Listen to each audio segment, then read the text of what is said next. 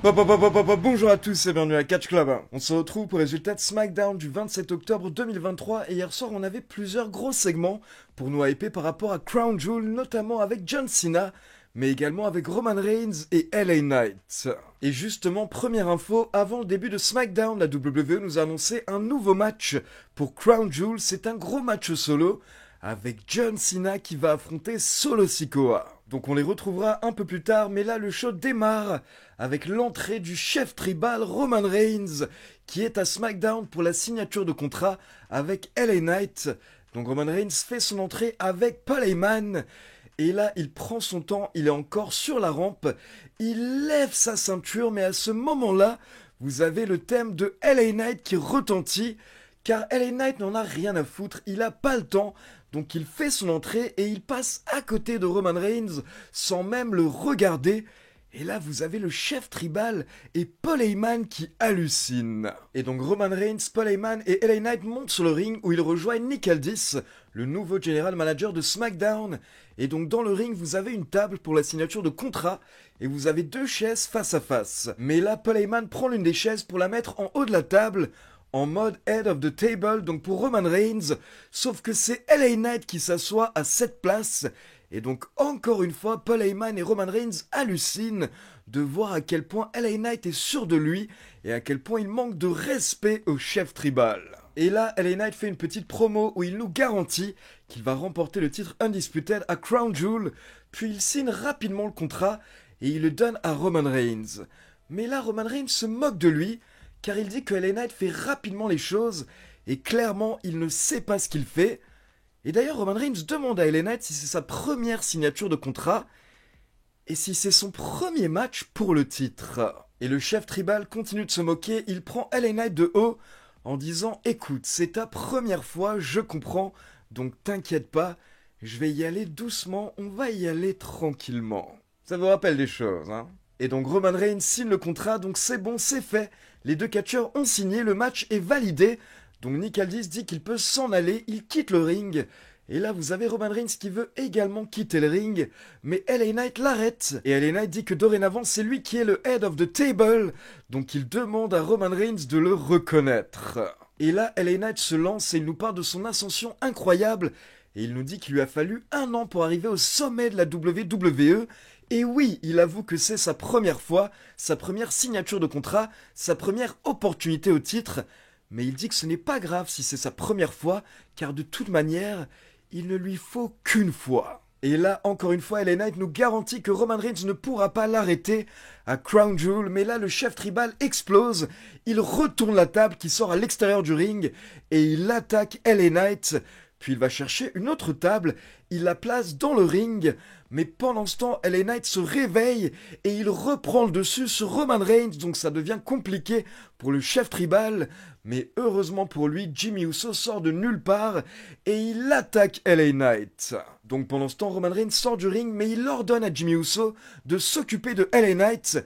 Donc là, Jimmy se retourne, sauf qu'il se fait surprendre par LA Knight qui fait passer Jimmy à travers la table.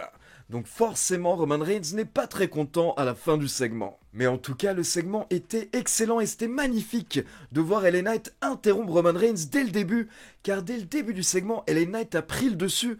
Et c'est rare de voir quelqu'un confronter Roman Reigns, on va dire, de cette manière. Et en plus, le public était totalement derrière LA Knight, donc c'était parfait.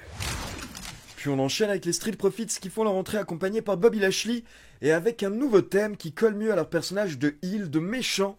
Et donc hier soir, les Street Profits devaient affronter Rey Mysterio et Santos Escobar, mais au final, Rey Mysterio a été remplacé par Carlito pour le préserver juste avant Crown Jewel vu qu'il a un gros match contre Logan Paul. Mais du coup, pendant le match, alors que Carlito était en train de dominer, on passe en coulisses et on peut voir Rey Mysterio qui regarde le match sur un écran.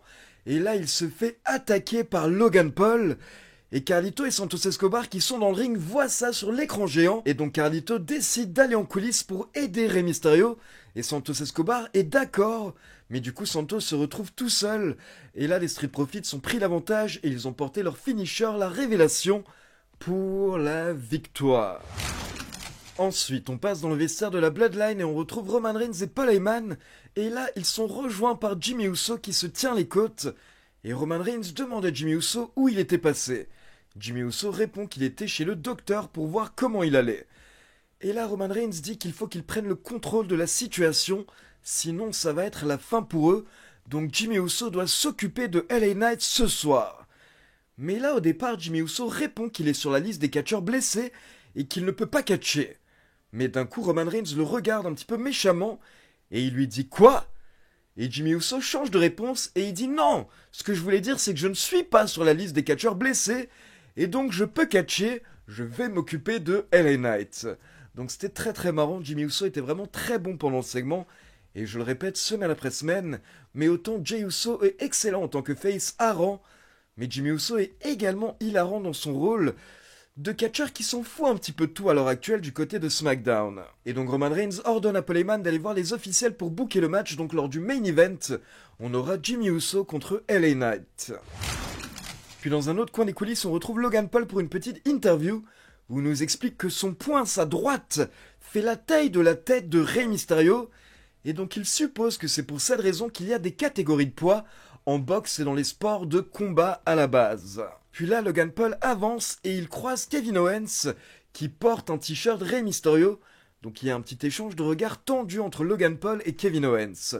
Puis Logan Paul s'en va, et là vous avez Austin Theory et Grayson Waller qui débarquent, et qui commence un petit peu à s'embrouiller avec Kevin Owens, car Kevin Owens a déclaré que Grayson Waller et Austin Theory ont des têtes, ont des visages qui sont punchables, qui donnent envie de puncher. Et Kevin Owens dit même qu'il est sûr qu'il pourrait les puncher tous les deux d'un coup avec une droite. Mais là, vous avez des officiels qui interviennent pour les calmer, pour les séparer, notamment Jamie Noble. Mais d'un coup, Kevin Owens revient et il met KO Grayson Waller et Theory avec une droite. Et là, Kevin Owens est tout content, il retourne vers Jamie Noble et il lui dit « Jamie, t'as vu, je l'avais dit, je savais que je pouvais le faire !» Puis on enchaîne avec une interview de Dragon Lee qui est rapidement interrompue par Cedric Alexander. Et Alexander challenge Dragon Lee, car il lui dit qu'il se voit un petit peu en Dragon Lee, et ça lui rappelle ses débuts à la WWE. Puis derrière, on nous montre une vidéo qui a été tournée un peu plus tôt, et on retrouve Shotzi dans le bureau de Nick Aldis, mais ils ont été interrompus par les championnes par équipe Chelsea Green et Piper Niven, et ça a commencé un petit peu à chauffer entre Chelsea Green et Shotzi, donc Shotzi propose un match, et Nick Aldis accepte, c'est validé. Donc on enchaîne avec le match féminin, et au bout d'environ 3 minutes, on a Chelsea Green qui monte sur la 3ème corde, et elle porte un gros dropkick sur Shotzi. Et là, Chelsea Green prend un petit peu trop son temps, elle pense qu'elle a gagné, donc elle célèbre déjà, puis elle va effectuer le tombé, mais là, Shotzi en profite et elle la contre avec son propre tombé, donc elle la surprend pour le compte de 3 et donc pour la victoire.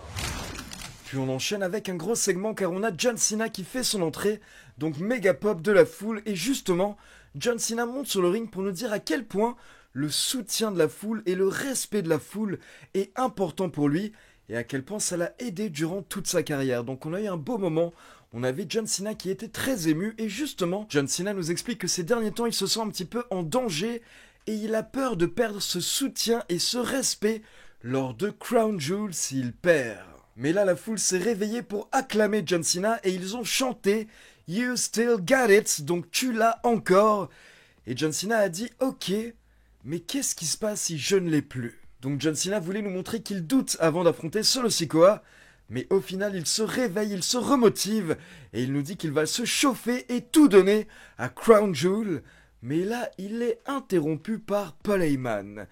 Paul Heyman vient sur le ring, et là, il veut serrer la main de John Cena, donc il lui serre la main, et il met même en avant John Cena, il nous rappelle la grande carrière de John Cena. Il nous dit à quel point il l'admire, et Paul Heyman nous dit même qu'il a élevé ses enfants de manière à ce qu'ils ressemblent le plus possible à John Cena. Paul Heyman nous dit que John Cena était le plus grand, le meilleur. Puis il y a eu SummerSlam, et Roman Reigns a prouvé que dorénavant, John Cena n'est plus le GOAT. Mais Paul Heyman dit que ce n'est pas grave si John Cena n'est plus le meilleur dans le ring, car John Cena est toujours le meilleur de la WWE au micro. Il est le meilleur au niveau de la communication, il a un lien avec la foule qui est incomparable et inégalable. Et Paul Heyman dit que John Cena aurait même pu avoir un grand futur grâce à sa voix, il aurait pu être le prochain Paul Heyman, il aurait vraiment pu avoir un beau futur avant d'énerver la Bloodline. Mais maintenant que John Cena a énervé la Bloodline, le chef tribal a donné l'ordre de détruire John Cena. Et le chef tribal ne va pas le faire lui-même, il ne va pas porter un spear à John Cena, car John Cena s'est déjà relevé après des spears. Et le chef tribal ne va pas non plus envoyer Jimmy Uso pour porter un splash, un Uso splash à John Cena, car John Cena s'est déjà relevé après des splashs. Mais le chef tribal va envoyer Solo pour porter un Samoan Spike à John Cena et lui enlever sa voix, lui enlever la chose la plus importante pour lui, une bonne fois pour toutes. Paul Heyman nous dit que Solo Sikoa va retirer à John Cena son moyen de communication avec la foule, et là il sera perdu, il ne pourra rien faire. Donc Solo Sikoa va retirer sa voix à John Cena, puis la Bloodline va retirer John Cena de l'univers de la WWE. Et attention, ce n'est pas une prédiction, mais c'est un spoiler. Et pendant que Paul Heyman est en train de finir son speech, vous avez Solo Sikoa qui débarque par derrière et qui attaque John Cena, puis lui porte son Samoan Spike. Donc un avertissement pour John Cena hier soir lors de SmackDown et potentiellement la fin de John Cena à Crown Jewel. Puis on enchaîne avec Dragon Lee contre Cedric Alexander et comme vous le savez, Dragon Lee fait ses débuts dans le roster principal. On est encore un petit peu en train de le présenter à la foule, donc il est un petit peu en plein push. Du coup, il a remporté le match en environ 9 minutes par tombée. Et derrière, vous avez Cedric Alexander qui a fait preuve de respect envers Dragon Lee et qui lui a serré la main. Puis on enchaîne avec Bianca Belair qui fait son entrée. Elle monte sur le ring pour faire une petite promo. Et elle nous explique que pendant son absence ces dernières semaines, elle n'avait qu'une chose en tête.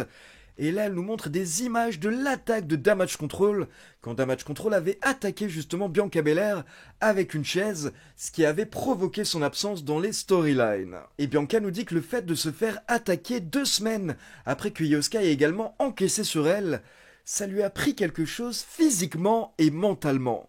Du coup, ces dernières semaines, physiquement, elle est devenue plus forte, mais par contre, mentalement, il y a quelque chose qui ne va pas et elle n'arrive pas à oublier, elle n'arrive pas à passer à autre chose. Bianca nous dit qu'elle est motivée par la vengeance et elle a un plan. Donc elle est allée voir Nick Aldis et c'est validé, c'est officiel. Bianca aura son rematch contre Io Sky pour le titre lors de Crown Jewel. Mais ce n'est pas tout car à côté de ça, la semaine prochaine lors de SmackDown, Bianca aura également un match contre Bayley. Et Bianca nous dit qu'une fois qu'elle se sera débarrassée de Bayley et de Io Sky, c'est bon, sa vengeance sera complétée. Et donc on passe au main event avec LA Knight contre Jimmy Uso. On a eu un gros match d'environ 13 minutes et à la fin, Jimmy réussit à porter un premier Uso Splash, mais uniquement pour le compte de 2. Donc derrière il veut en porter un deuxième, sauf que LA Knight le contre avec une superplex. Et derrière LA Knight réussit à porter son finisher, le BFT, pour la victoire. Donc belle victoire du challenger LA Knight hier soir. Et là, il veut célébrer, sauf que, encore une fois, comme les semaines précédentes, vous avez Roman Reigns qui débarque pour tenter de surprendre LA Knight et de l'attaquer. Donc Roman Reigns tente de porter un spear à LA Knight, mais là, LA Knight l'évite. Et au final, il le contre en lui portant son propre finisher, le BFT. Et donc à la fin du segment, Roman Reigns est KO. Il sort du ring pendant que LA Knight est en train de célébrer. Est-ce que c'est un spoiler de Crown Jewel? En tout cas, hier soir, SmackDown était vraiment cool et honnêtement, la carte de Crown Jewel donne envie. On reviendra dessus la semaine prochaine dans la vidéo pronostic. Donc voilà, c'est tout pour le résultat de SmackDown. Maintenant, comme d'habitude, c'est à vous. N'hésitez pas à me laisser vos avis dans les commentaires et comme d'habitude, n'oubliez pas de liker la vidéo, de vous abonner à la chaîne et de cliquer sur la petite cloche pour être informé de la sortie des prochaines vidéos. Ciao tout le monde!